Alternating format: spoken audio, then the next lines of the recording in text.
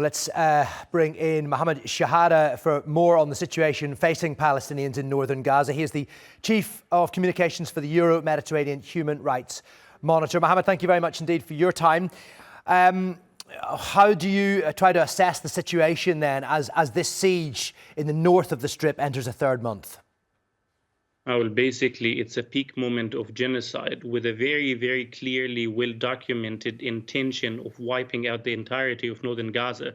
So, for instance, you had an Israeli former defense minister like Moshe Alon. He's a right-wing figure. He once bragged about that he had scored the highest score of killing Arabs. And at the same time, he came out last week and admitted that what's happening in North Gaza is, quote, ethnic cleansing and war crimes.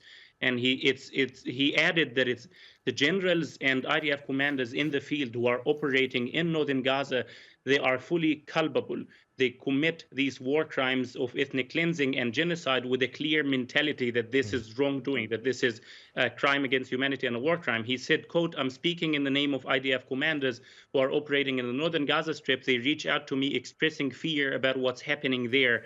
They are perpetrating war crimes." So it is very unambiguous. The other thing is that it has nothing to do with Hamas.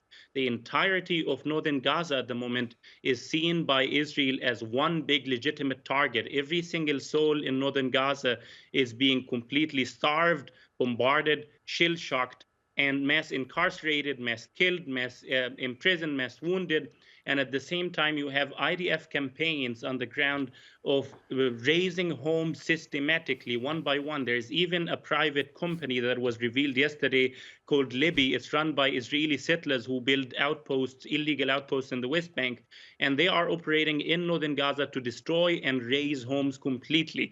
They pay their employees, civilian Israeli Jewish only employees, they pay them 600 shekels per day, about $150, to join in northern Gaza and wipe it out completely. So that is what is unfolding there, a campaign to ensure that northern Gaza becomes uninhabitable and that it cannot sustain any form of organized human life, and at the same time kicking every soul out there until the last child and woman and elderly out of the area completely for Israel to build settlements there again.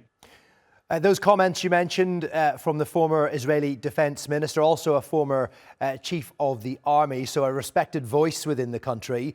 How much pressure do you think they will add on the prime minister from within Israel?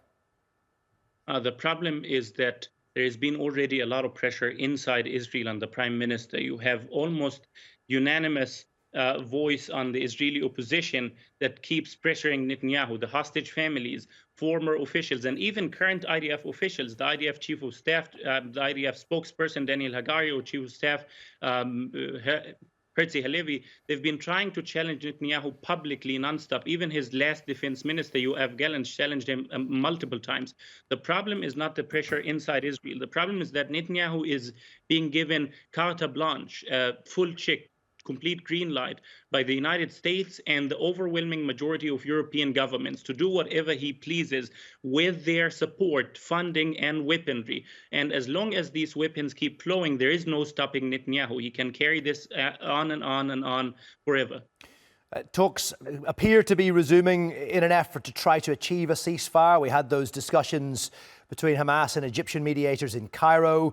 The Prime Minister, Israeli Prime Minister, has held a security meeting. Movements are going in that direction with international pressure as well. You may have seen some of the proposals, the loose proposals that have been put forward, which include the entry of humanitarian aid into the Strip, which is desperately needed. Do those proposals meet the amount of aid that will be needed over the coming days and months? No, absolutely not. So basically, Israel claimed to have allowed aid into northern Gaza around the deadline of Biden's 30-day notice. It was last month.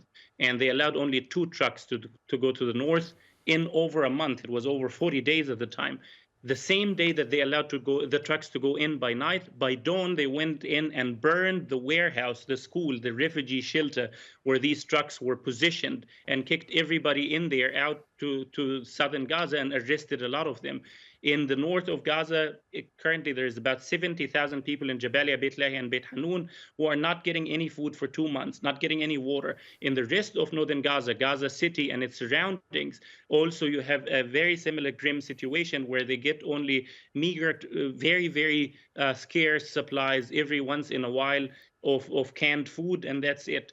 In southern Gaza as well, the situation is just as catastrophic. And one way in southern Gaza that Israel perpetuates starvation deliberately is by what the Washington Post, what Israel's leading liberal newspaper Haaretz, and other journalists have well documented, Israeli-sponsored criminal gangs, some of them with affiliation to terrorist groups like ISIS, that have established what is akin to military compounds around the area of eastern Rafah, in an area that's fully under IDF control, that no Palestinian civilian is allowed in and no police official is allowed in. Anybody walking in there would get killed immediately. And those criminal gangs, enjoying complete IDF protection, would loot and sabotage and block the overwhelming majority of humanitarian aid trucks that are going into Gaza.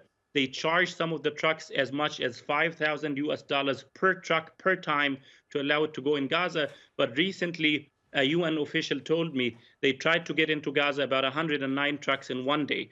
They got very optimistic. It's a very high number compared to October, when Israel was allowing only 30 trucks per day.